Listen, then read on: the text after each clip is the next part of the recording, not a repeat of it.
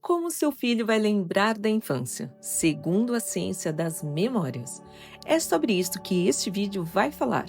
Eu sou Thaís Costa, neuropsicoarquiteta e mãe da Yasmin, e hoje quero te mostrar o que a neurociência e a psicologia já sabem.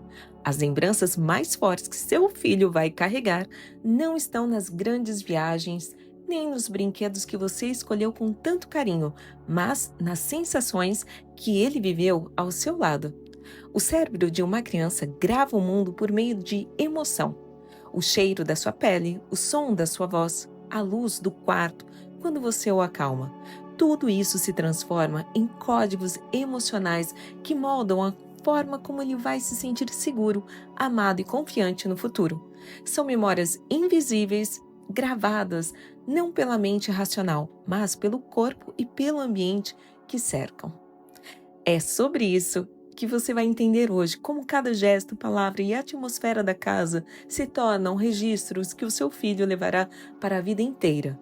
E se você sair deste vídeo agora, talvez continue acreditando que amor só se constrói em momentos especiais, quando na verdade é o que acontece no simples, no cotidiano e no agora. O que a ciência chama de memória emocional? A maior parte das lembranças que moldam quem somos não tem palavras, imagens nítidas ou datas precisas.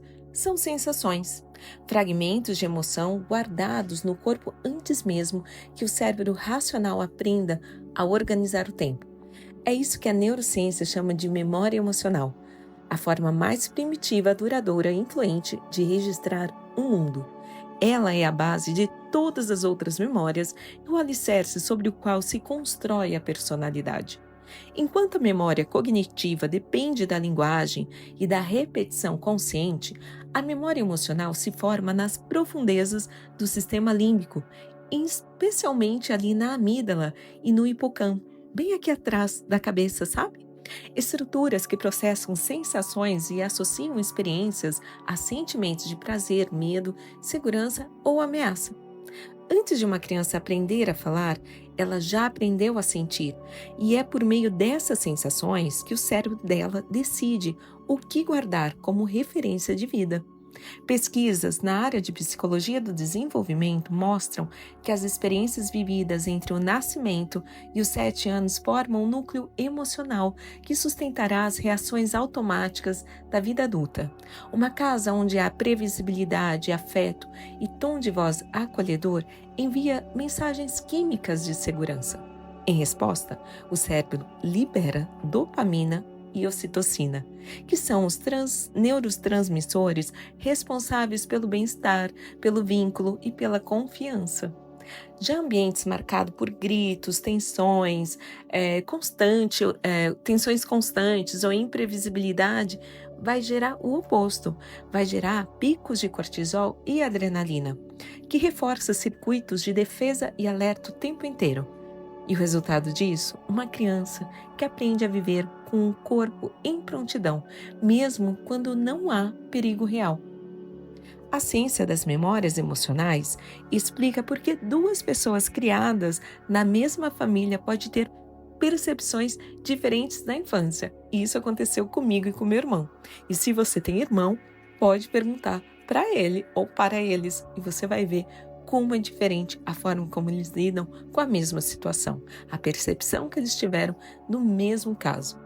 O cérebro não grava fatos, ele grava os estados emocionais, por isso temos essas diferenças. Um dia chuvoso pode ser lembrado como acolhedor se foi vivido com brincadeiras e risadas, ou como angustiante se foi marcado, por exemplo, pela solidão.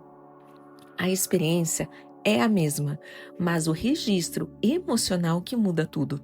E é por isso que, quando adultos, muitas vezes lembramos de como nos sentimos e não exatamente do que aconteceu. Estudos recentes da Universidade de Harvard, realizados em acompanhamentos de longo prazo com crianças, confirmam que o tipo de memória mais persistente é a associada à emoção intensa. Isso significa que cada vez que o seu filho sente alegria, medo, raiva ou amor, o cérebro ativa um processo de gravação profunda. Ele não lembra do brinquedo em si, mas da emoção vivida com você naquele momento. E o vínculo se torna o gatilho da lembrança. Quando entendemos esse mecanismo, percebemos que ser mãe consciente não é sobre criar uma infância perfeita, mas sobre criar um campo emocional previsível. O que o cérebro infantil busca não é novidade, é coerência. Rotinas, rituais, palavras gentis e tons de voz estáveis constrói segurança. A cada repetição, o cérebro entende: este é um lugar onde eu posso relaxar. E essa sensação de poder relaxar é que anos depois será lembrado como felicidade. A memória emocional é também o primeiro registro espiritual da vida. Antes da consciência, o corpo aprende a vibrar em resposta à energia que o cerca. Por isso, o modo como você entra em um ambiente, o ritmo com que se movimenta, a forma como toca o seu filho, tudo isso é informação energética que o cérebro transforma em memória afetiva. É ciência e também vibração. O campo emocional da casa torna-se o pano de fundo sobre o qual as primeiras histórias do inconsciente são escritas. E compreender esse processo é entender que o amor não é apenas sentimento, é química, é frequência, é repetição. Cada gesto repetido com intenção e calma fortalece sinapses ligadas à segurança. E cada atmosfera carregada de tensão grava o oposto. E o mais bonito é saber que o cérebro é plástico, sempre capaz de aprender novas formas de sentir, mesmo que o passado tenha deixado marcas. Novas experiências emocionais podem reprogramar a forma como o corpo recorda o amor. E é assim que a ciência da memória emocional conversa com a maternidade consciente, mostrando que mais do que ensinar, educar é construir sensações. O que seu filho vai lembrar de você não é o que você fez, mas o que ele sentiu ao seu lado.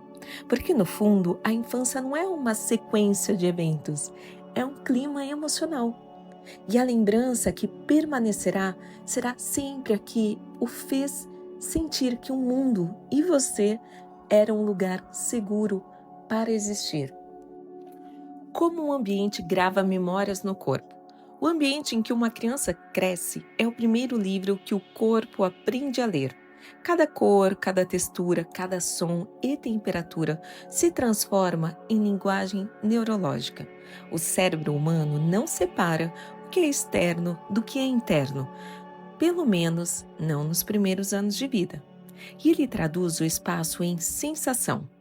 Essa tradução se torna o que a neuroarquitetura chama de memória corporal, uma forma silenciosa e profunda de aprendizado que molda emoções, preferências e até padrões de comportamento. Pesquisas na área de psiconeuroimunologia mostram que o ambiente físico altera o funcionamento do sistema nervoso autônomo.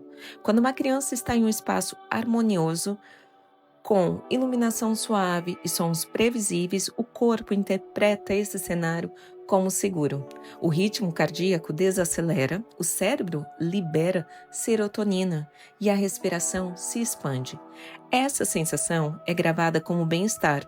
Mas, se o ambiente é barulhento, caótico ou imprevisível, o corpo se contrai, o sistema simpático entra em alerta e o cérebro grava perigo. Mesmo que nada de grave aconteça, o registro emocional é de tensão. O corpo guarda essas informações em um nível que escapa à consciência. Uma criança criada em um ambiente tenso pode crescer com dificuldade para relaxar, mesmo sem saber o motivo. Ela aprende a estar pronta para o inesperado. Da mesma forma, uma criança que vive em um espaço estável, onde os adultos se movem com presença e o ambiente respira calma, internaliza esse ritmo com referência de paz. É por isso que o ambiente é, antes de qualquer coisa, um espelho do estado emocional da casa. A neuroarquitetura infantil estuda como os estímulos físicos interferem na regulação emocional. Ambientes claros, organizados e sensorialmente equilibrados ajudam o cérebro infantil a consolidar memórias positivas.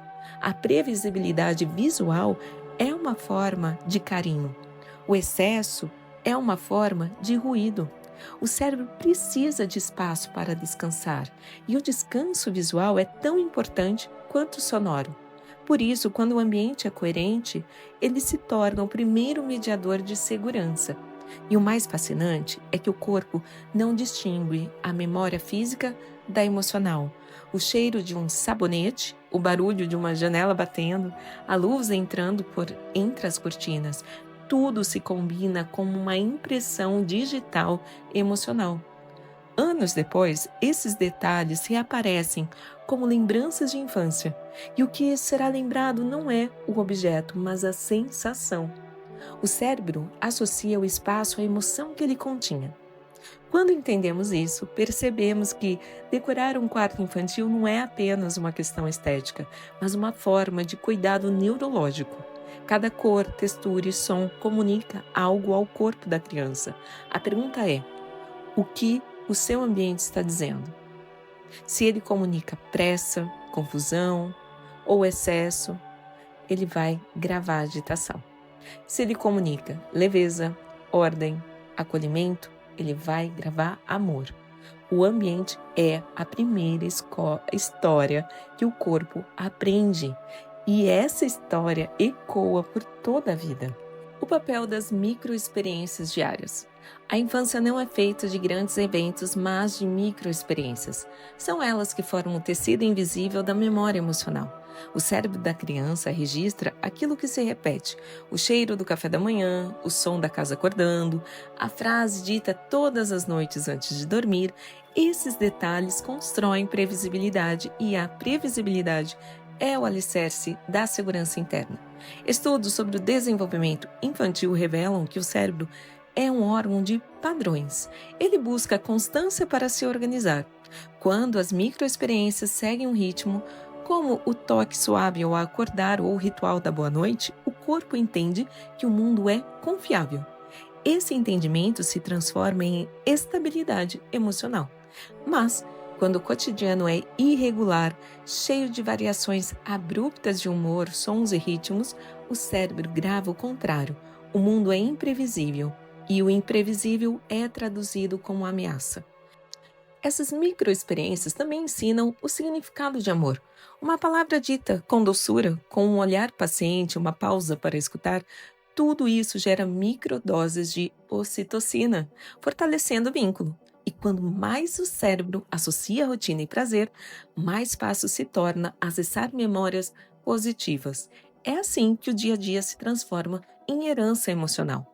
O grande erro de muitos adultos é acreditar que o que será lembrado são os momentos extraordinários. A ciência mostra o oposto, que o cérebro preserva é o ordinário vivido com presença. Um abraço sem pressa, um café tomado juntos, uma música que se repete no mesmo horário, tudo isso cria trilhas neurais de afeto. São lembranças que, quando revisitadas, reacendem a mesma sensação de calma que a gerou. Essas experiências não custam tempo nem dinheiro, apenas intenção. A intenção é o código invisível que o cérebro lê como verdade. Por isso, quando o cotidiano é vivido com presença, mesmo as tarefas simples se tornam e se transformam em registros de amor. O que é repetido com ternura se torna eterno. O efeito do toque e do aconchego. O toque é a primeira linguagem de segurança da vida.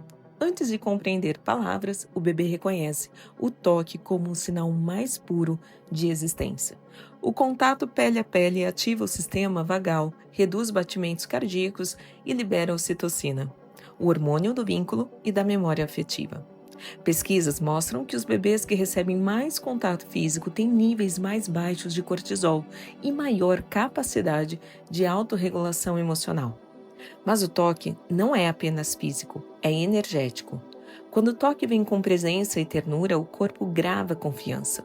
Quando vem com pressa, o corpo grava alerta. A pele, maior órgão do corpo humano, é também um sensor emocional. Cada gesto é um código. O toque pode dizer você está seguro ou precisamos correr. Por isso, o aconchego é mais do que afeto, é um recado biológico de estabilidade. No cotidiano, o toque consciente é um antídoto contra o estresse. Um abraço demorado, uma mão pousada com calma, um carinho durante a fala, são práticas que constroem lembranças corporais de amor. A neurociência chama isso de memória tátil afetiva, um registro que permanece mesmo quando a lembrança visual se apaga. É por isso que adultos não se sentirem acolhidos revivem sensações antigas de pertencimento. A ausência de toque cria um vazio que o cérebro tenta preencher com atenção, com movimento ou até mesmo ansiedade. O toque cura porque comunica sem exigir interpretação. Ele é a ponte entre o corpo e a alma, e quando usado com consciência, se torna uma das ferramentas mais poderosas de conexão emocional entre mãe e filho. A importância da luz e dos sons da casa. A luz é um relógio invisível do corpo. Ela regula o ritmo circadiano, influencia a produção de melatonina e molda o humor. Para uma criança, a qualidade da luz e o tipo de som presentes no ambiente definem se o cérebro vai associar aquele espaço à segurança ou agitação. Luzes brancas, frias e intensas prolongam o estado de alerta. Já as luzes quentes, naturais e suaves sinalizam descanso. Sons abruptos despertam o sistema de defesa, enquanto sons constantes e orgânicos, como o vento, o canto de um pássaro ou uma melodia leve, ensinam o corpo a relaxar. Estudos da Universidade de Stanford mostram que ambientes com iluminação irregular aumentam a irritabilidade infantil. A constância da luz ajuda o cérebro a se orientar no tempo e na emoção. Do mesmo modo, a acústica da casa interfere na memória. O som da voz da mãe, repetido com doçura, se torna um mapa emocional. Quando o tom é calmo e previsível, o cérebro grava confiança. Quando é tenso ou imprevisível, grava ansiedade. Os sons da casa, o ruído da água, o relógio, o eco de passos, compõem a trilha sonora das lembranças. Década depois, um som semelhante pode despertar uma memória inteira. A infância tem trilha sonora e ela é escrita todos os dias, no volume e na intenção de cada som que habita o lar, o seu lar. Quando o excesso apaga a lembrança. O excesso é inimigo da memória emocional.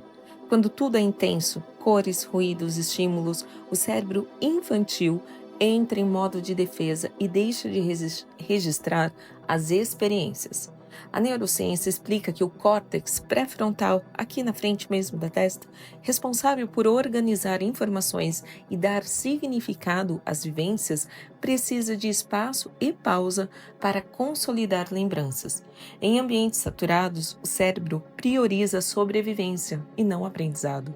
Crianças expostas a muitos estímulos desenvolvem mais dificuldade de foco e menor capacidade de recordação significativa. A memória não precisa de novidade constante, ela precisa de ritmo, contraste e respiração. O silêncio e o tédio, em doses certas, são nutrientes cognitivos. Eles permitem que o cérebro reconecte informações e transforme o vivido em significado. Reduzir estímulos não é privar, é permitir que o essencial apareça. A simplicidade é uma aliada da lembrança. É no espaço vazio que o cérebro arquiva o que importa. Quando tudo é excesso, nada se fixa. Quando há harmonia, o afeto encontra lugar para morar. O poder das palavras e o tom de voz. As palavras são ondas. O cérebro infantil não entende apenas o que é dito, mas como é dito. Estudos em linguística neural mostram que o tom de voz ativa áreas emocionais antes que o significado das palavras seja compreendido. Isso significa que a forma tem mais impacto que o conteúdo. Uma frase simples, dita com ternura, é gravada como segurança.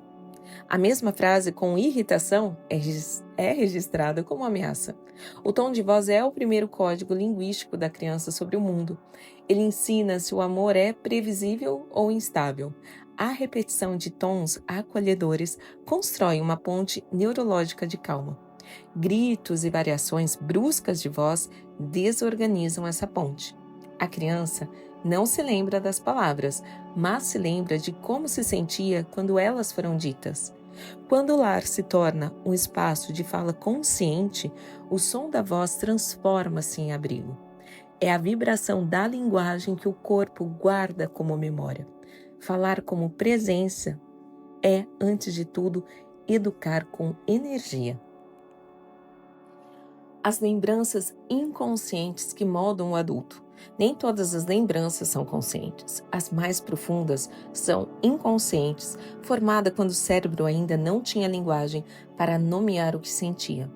Essas memórias, chamadas implícitas, não aparecem em imagens, mas em sensações. Uma ansiedade sem causa aparente, um medo recorrente, uma reação exagerada, são ecos do corpo respondendo a lembranças antigas. A teoria do apego mostra que as experiências precoces com figuras cuidadoras definem o padrão emocional da vida adulta. Pessoas que viveram consistência e acolhimento tendem a desenvolver o apego seguro.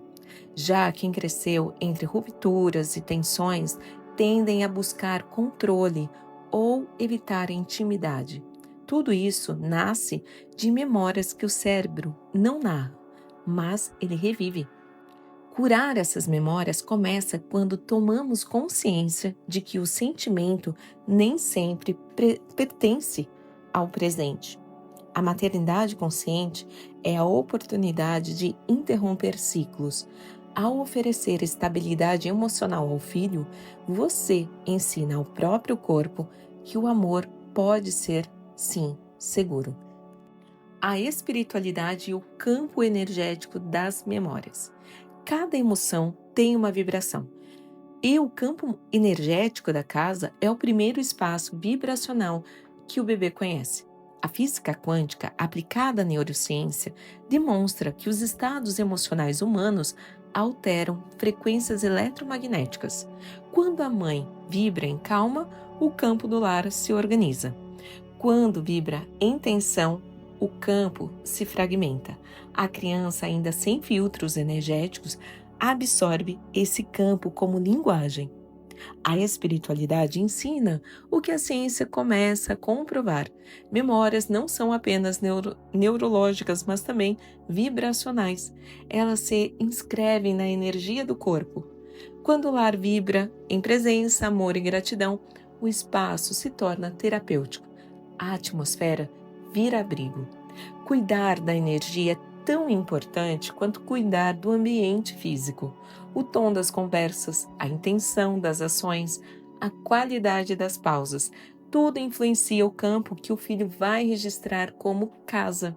O que vibra em paz, grava em paz. O que os filhos lembram dos pais nos estudos de longo prazo? Estudos longitudinais mostram que quando adultos são convidados a descrever a infância, raramente mencionam objetos. Falam de sensações, o cheiro da comida da mãe, a luz entrando pela janela, o som da risada do meu pai. A neurociência explica que memórias ancoradas em emoção resistem ao tempo. Elas são codificadas de forma mais profunda, porque ativam múltiplas regiões cerebrais simultaneamente. Essas descobertas reforçam que o que permanece é o afeto sentido. Os filhos não lembram do brinquedo, lembram de como se sentiram brincando com você. Não guardam a roupa que vestiram, mas a sensação do abraço antes de dormir. São memórias simples, mas são as que definem o que chamamos de lar interno. E aí você me pergunta, como transformar momentos comuns em memórias eternas? Criar memórias eternas não exige grandes gestos, exige apenas presença. O cérebro grava o que é sentido com intensidade emocional e repetição. Pequenos rituais diários, por exemplo, um olhar atento, uma frase de carinho, uma rotina antes de dormir, tudo isso funciona como âncora afetiva. Pesquisas em mindfulness parental mostram que a atenção plena aumenta a qualidade das interações e reforça a formação da memória positiva. Estar ali de verdade, sem pressa, ou pelo menos tentar estar sem pressa, é o que transforma o comum em eterno. O que é feito com intenção, o cérebro transforma em lembrança. E se no teu caso você está naquele estágio em que você não utilizou sons harmônicos, não utilizou de forma intencional e coerente com as suas intenções, eu vou te dizer, mesmo quando o passado deixou marcas, o ambiente ainda pode curar. O cérebro é plástico, capaz de criar novas conexões emocionais. Mudanças simples, como luz mais suave, sons mais harmônicos, palavras mais calmas, eles vão reprogramar o corpo para novas sensações de segurança. Existem casos clínicos que mostram que crianças que vivem em ambientes conscientemente planejados apresentam melhora significativa em sono, foco e regulação emocional. O ambiente ele torna-se um terapeuta silencioso. Ele ensina, pelo exemplo sensorial, que é possível relaxar e confiar. Ou seja, inicie agora, mesmo que você tenha feito diferente. E faça acontecer que você vai sentir as mudanças aí no seu espaço com o seu filho. E agora que você entende o poder das memórias invisíveis, que cada insight aqui mostrou que você, seu filho, vai lembrar não é o que você compra, mas o que você transmite, coloque aqui nos comentários a seguinte frase: as memórias do meu filho começam nas minhas atitudes. Essa é a sua afirmação de presença consciente sobre este vídeo. A infância é o laboratório das emoções humanas. Tudo que uma criança sente no ambiente que habita se torna o molde do seu mundo interno. A casa, a rotina, o olhar dos pais, tudo é código emocional. Quando compreendemos isso, passamos a viver com mais intenção.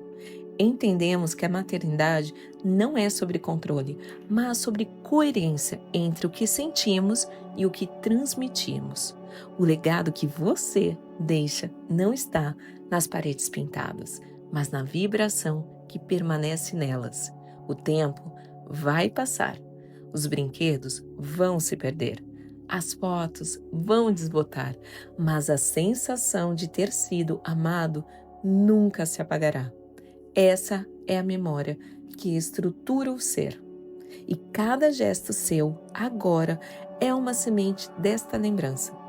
Cuide do ambiente, da emoção, da presença, porque é nesse tripé que se constrói o verdadeiro lar dentro de uma casa.